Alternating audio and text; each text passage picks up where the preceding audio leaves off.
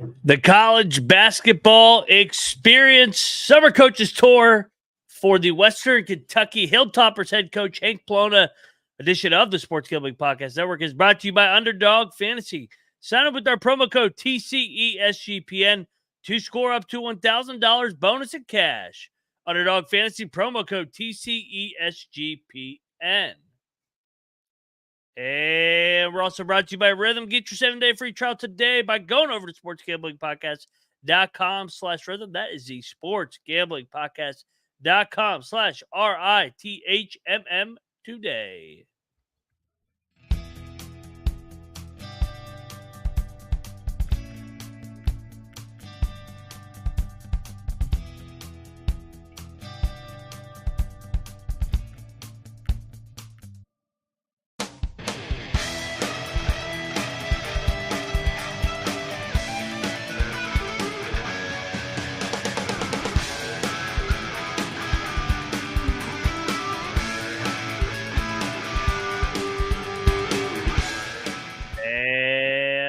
Welcome, everybody, into the college basketball experience coaches tour. We head over to the Conference USA and one of the more underrated coaching jobs in America, one of the more underrated programs in America, the Western Kentucky Hilltoppers. Love this program, love the Conference USA, and we're going to bring on Coach Plona here, who is going to be replacing Coach Lutz. He talks about his first year in Bowling Green, Kentucky, and talks about the team coming back. They got a lot coming back from that NCAA tournament team, and he's really looking forward to getting on the ground and get rolling. So November 4th is getting here before we know it, but real quick, I am Moneyline Mac, a.k.a. the former video coordinator for Bob Huggins and Frank Martin.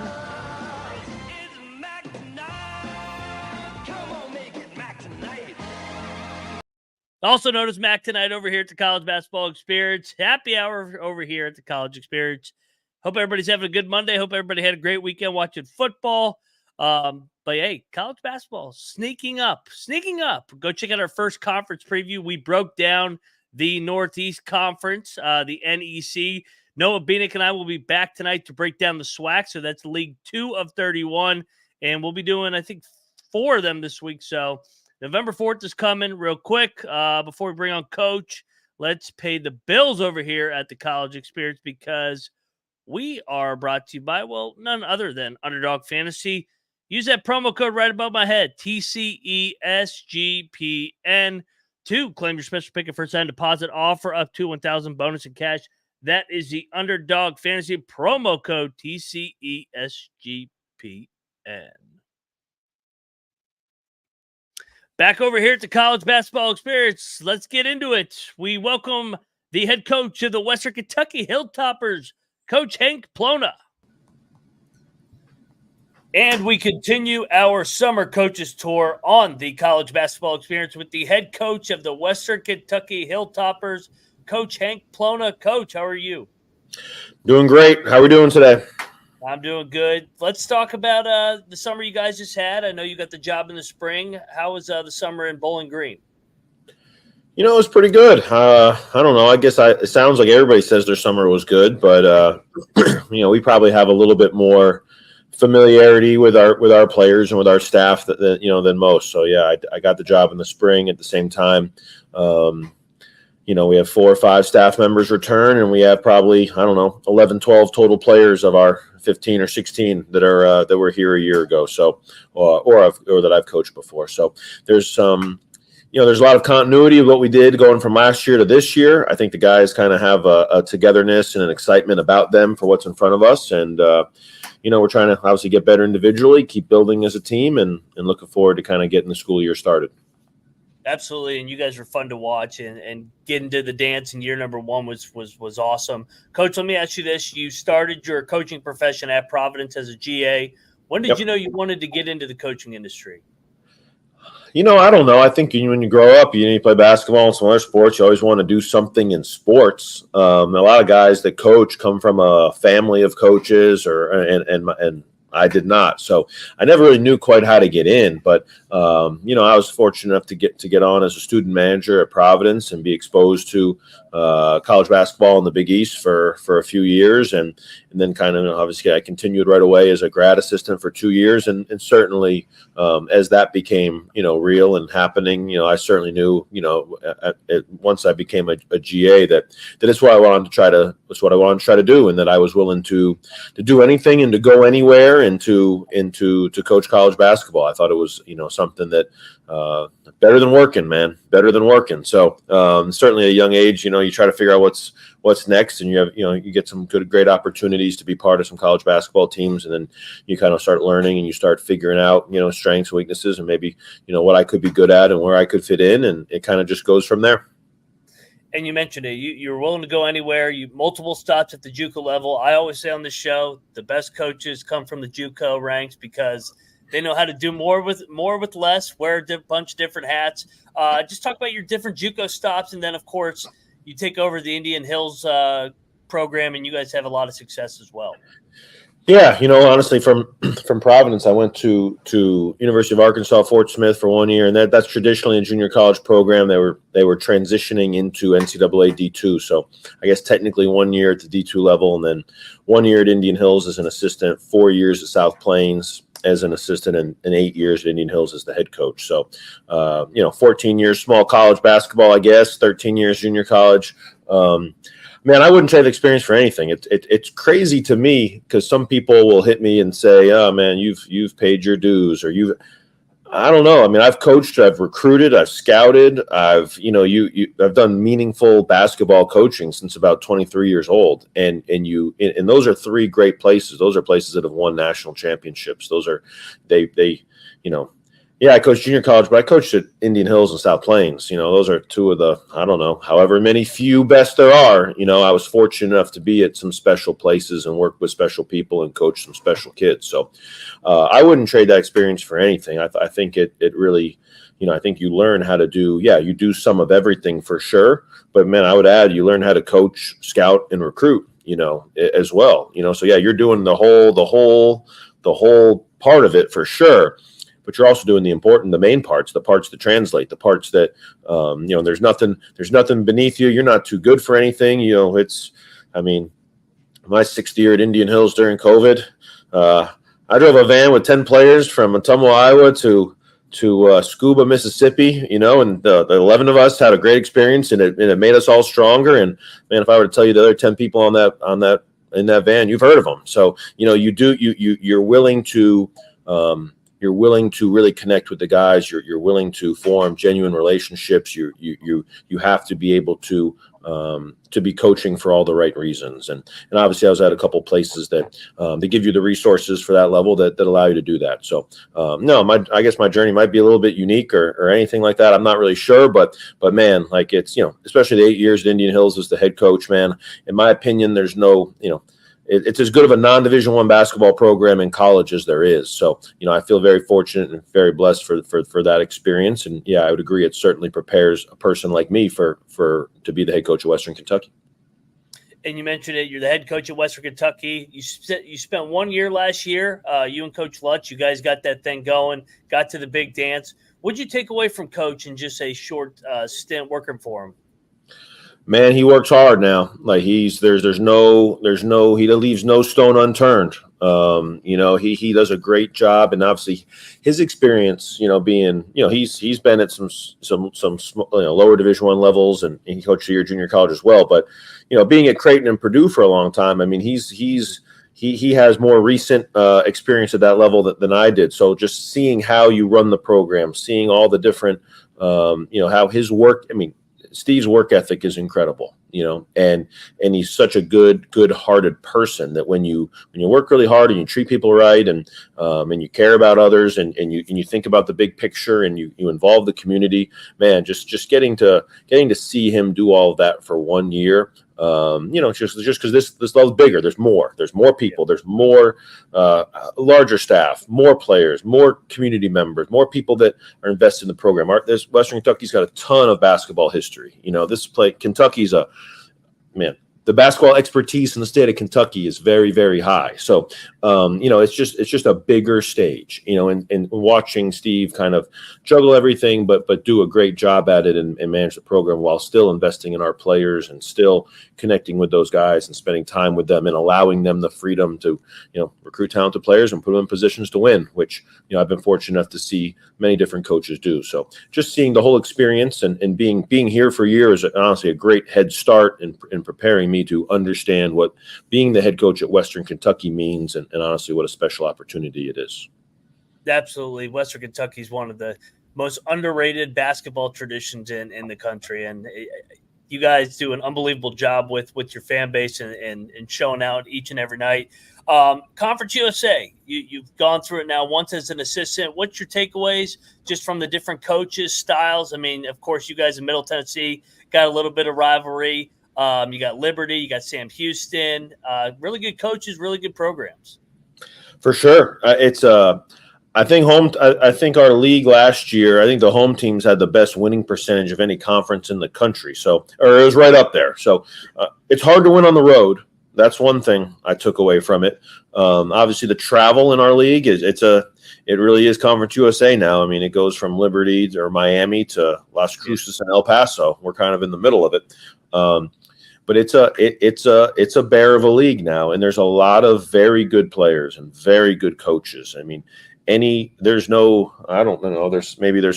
if there's leagues in the country where you ever feel like you're, have a game that you quote unquote should win, but I don't know that any coaches in our league feel like you should win. I mean, you feel like you need to win your home games for sure, but every single coach in our league, went to the league meetings. I was the only new guy. So it's everybody has experience and everybody is won. I mean, you'd know better than me the amount that have coached in the NCAA tournament, but man, like just about every coach in our league has had some great years and some great teams. And then upcoming for us, I mean, Sam Houston was the number 1 seed last year. They returned their first team all-league player and much more. La Tech returns, they were the number 2 seed. They return a first team all-league player. And much more. UTEP made the conference championship game last year. They return a lot. New Mexico State's getting better. Jacksonville State's getting better. You mentioned Liberty. Liberty's. They've been a national program these last 5 or 6 years. They play a unique style of basketball. FIU is. Very hard place to play, and they play a unique style that they can. Right before we made the tournament last year, we went down there and lost. Like they're a very good team and very well coached.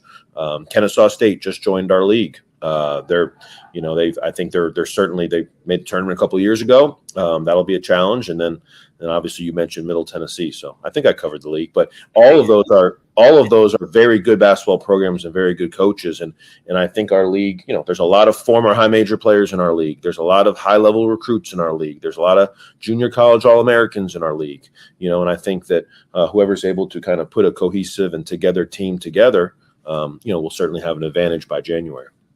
I'm impressed that you were able to hit especially with the different schools geographically. But I don't think I missed anybody. Maybe I did. I'm not sure, but it's a great program. I mean, you think you think of one, and you don't want to disrespect anybody because I don't know who you could forget. I mean, I know that I remember playing at all of those places, and man, the couple that we were able to win at, man, you feel great leaving, and then when you don't, you realize, this is not going to be an easy test ever coming down here.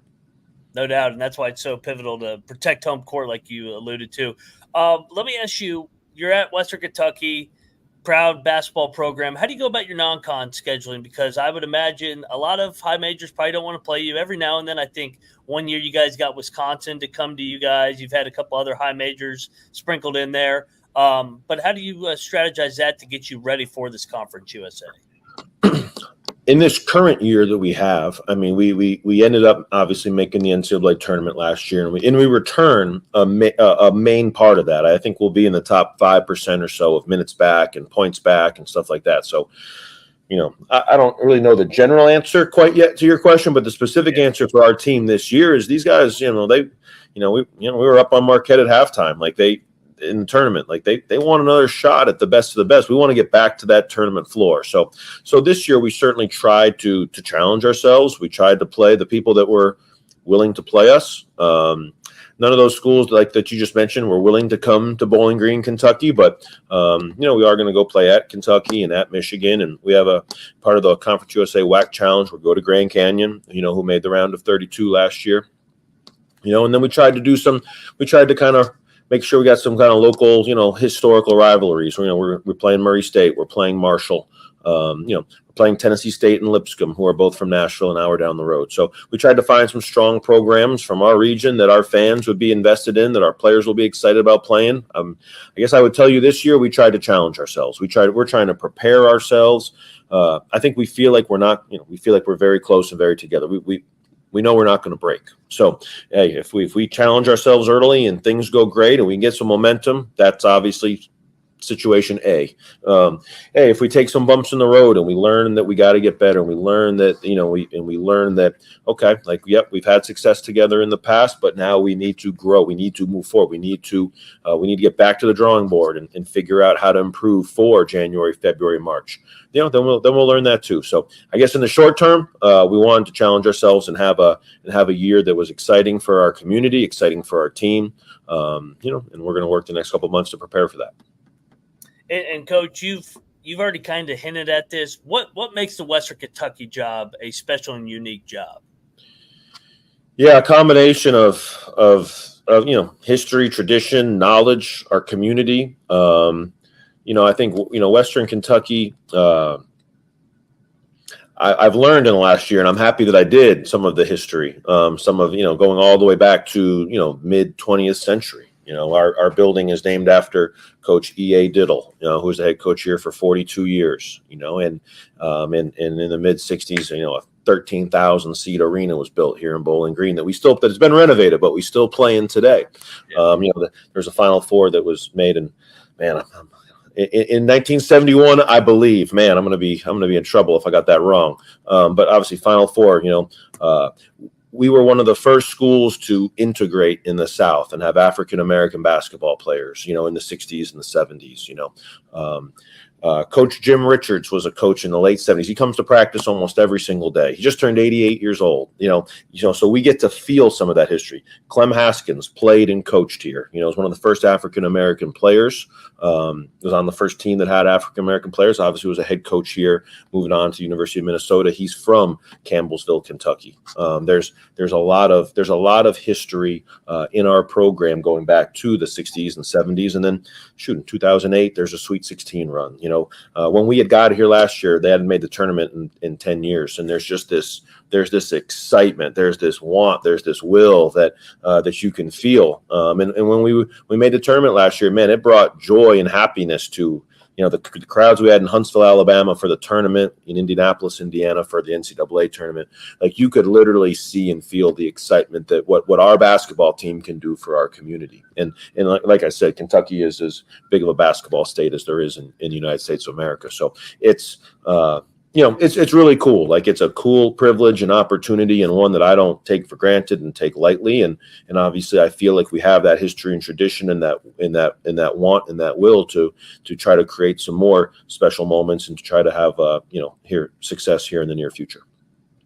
I love it. I love Western Kentucky. Love the Hilltopper fan base. Coach, you got to get back to work. I know you guys the fall semester starting. I want to leave you with one last open question. You're one of a new era. I know you were there last year, but the Hank Plona era in Bowling Green. What's your message for all the Hilltopper fans this season? Man, just come out and support us. Like, when Diddle Arena is full, there's no better. There's nothing that our players want more than to run out for the game and to see 8,000 people in there. Like, it's such a cool vibe and cool environment. And our guys love being in Western Kentucky. Like, they really, really take a lot of pride in representing that name on the front of their jersey. So we're playing Wichita State in our first game of the year on Monday, November 4th. And man, like, if we could, it's going to be a cool environment. It's going to be a cool feel, and it's going to be players that our fans know. It's going to be players that in today's world could have gone. We made the tournament last year. These guys could have gone to a lot of different places, and they wanted to stay here at Western Kentucky and continue to be part of. We have a chance to if we make back-to-back tournaments, I mean, these guys have a chance to be remembered. I mentioned some teams and some names from the past. Well, this group, Don McHenry, Tyrone Marshall, Christian Lander, Babacar Faye, Enoch Kalambe, Tegan Moore, Jalen Jackson, like the Jack Edelin, those guys, have a chance to be talked about and remembered here for a long, long time. So, we have the chance to do something special, and we definitely want as many of our fans to be part of that journey as possible.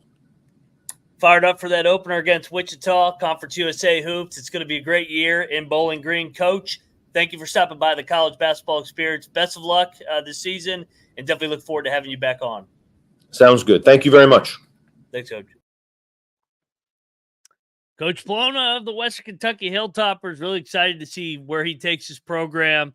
They made a lot of strides. They got better and better, too, in year one of the Lutz era. He goes over to Oklahoma State. Coach Plona slides in. For those that don't know, at Indian Hills, this is an unbelievable stat. 225 and 35. Not a typo. 225 wins, 35 losses. The guy can flat out coach.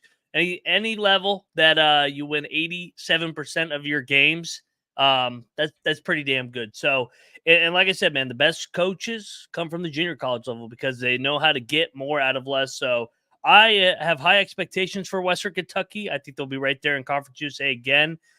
Coach alluded to, they got Wichita coming to them. Game 1, Monday, November 4th.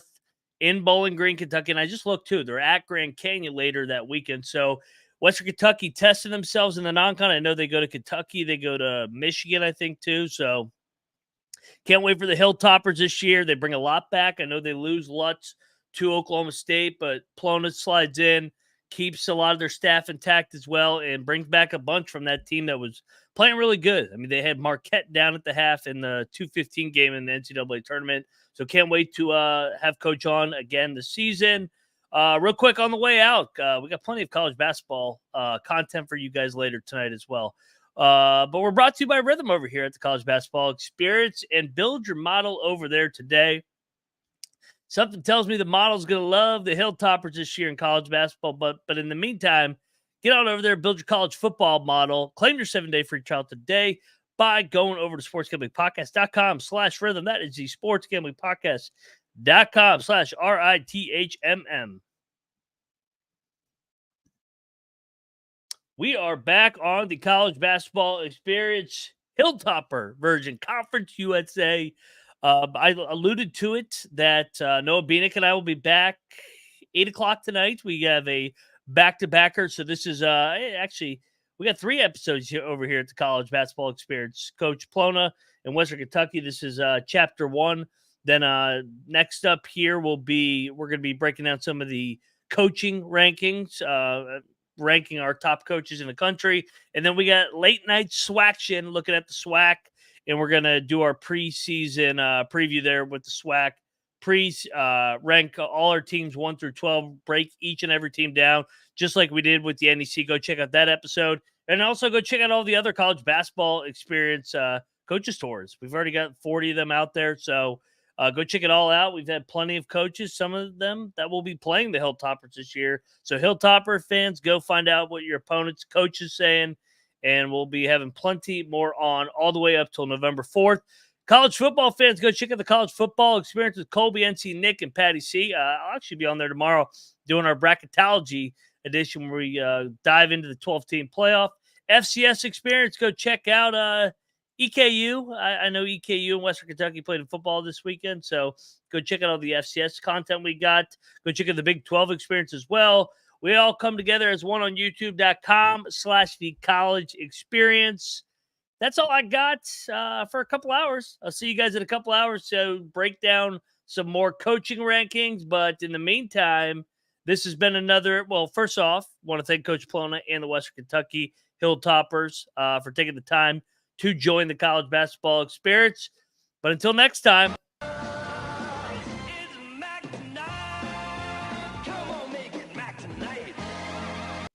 Mac tonight, signing off over here at the College Basketball Experience. See you guys in a couple hours. November 4th is coming, and you better start thinking about yours. And we are out of here.